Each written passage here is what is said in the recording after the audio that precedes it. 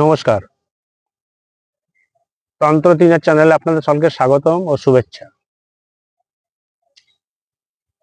আজকে আমি যে বিদ্যাটি নিয়ে এসেছি, এই বিদ্যাটি হচ্ছে বিচ্ছেদ। এই বিচ্ছেদ কার্যগুলো আমরা কখন করি? যখন দেখা গেল যে একটি কোটিপতি ঘরের মেয়েকে একটি গরিব ঘরে, এতই গরিব যে সে তার নিজেকে ঠিকমতো পরিচালনা করতে পারে না।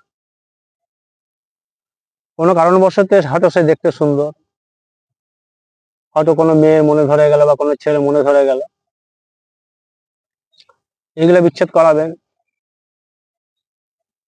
তারপরে মনে করুন পাড়ার প্রতিবেশী আপনার সাথে শত্রুতা করছে, কারোর সাথে মেলামেশা করে আপনার সংসার ভাঙছে, আপনার ঘর ভাঙছে, সেরকম যদি হয় সেগুলো বিচ্ছেদ করাবেন। তারপরে দেখা যাবে আপনার স্বামী বা আপনার বউ অন্য অবৈধ সম্পর্কে জড়িয়ে আছে, সেগুলো বিচ্ছেদ করাবেন।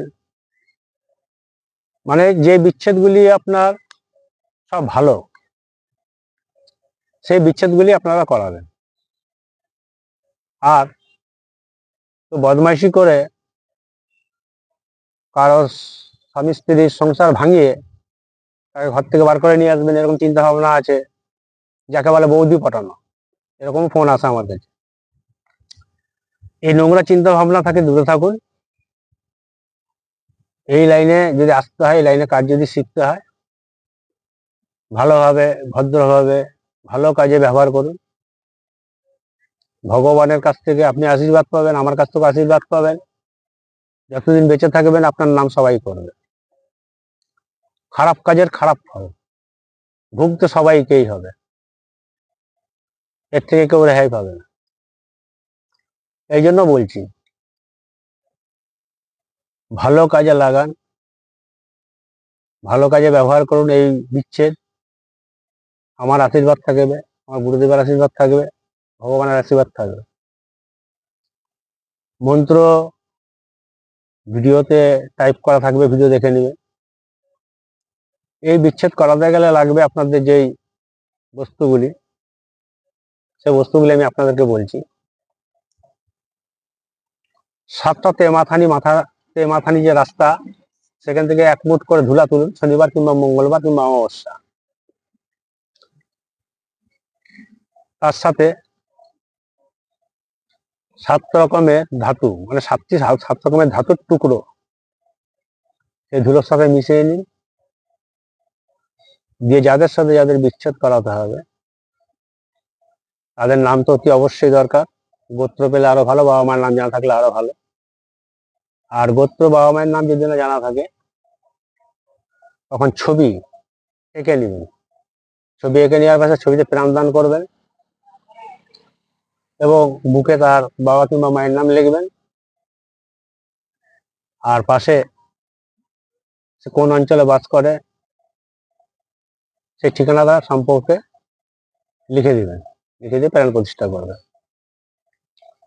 করার পরে ওই যে 7 পথের যে বালি নিয়ে এসছেন আর 7টা টুকরা ওর সাথে মিশিয়েছেন, ওইগুলি দিয়ে দেখবেন যেখানে 2টো নদীর কূল আছে, এপার থেকে ওপার হচ্ছে, এবার এপার থেকে এপার হচ্ছে, সেরকম একটি ছবি এই কূলে পুঁতে দিবেন, আর ওই ধুলো সম্পূর্ণ সেখানে দিয়ে দিন। আর একটা ছবি অন্য কূলে পুঁতে দিন, দিয়ে সেখানে পারাপার হওয়ার সময় যদি জল থাকে, আঙ্গুল দিয়ে এরকম ক্রস চিহ্ন একটা করে দিন মন্ত্রটা বলতে বলতে। আর যদি জল না থাকে, মাটিতে একটা ক্রস চিহ্ন করে মন্ত্রটা বলতে থাকুন আর ক্রস চিহ্ন করতে থাকুন 3 বার, তাহলে আপনার কাজ হয়ে গেল। এই বিচ্ছেদ কাজ খুব ভাবনা চিন্তা করে করবেন, ভালো কাজে লাগাবেন। আমার আশীর্বাদ সম্পূর্ণ থাকবে, গুরুদেবের আশীর্বাদ থাকবে, ঈশ্বরেরও আশীর্বাদ থাকবে।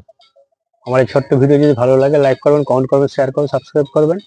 সকলে ভালো থাকবেন, সুস্থ থাকবেন। নমস্কার, ধন্যবাদ।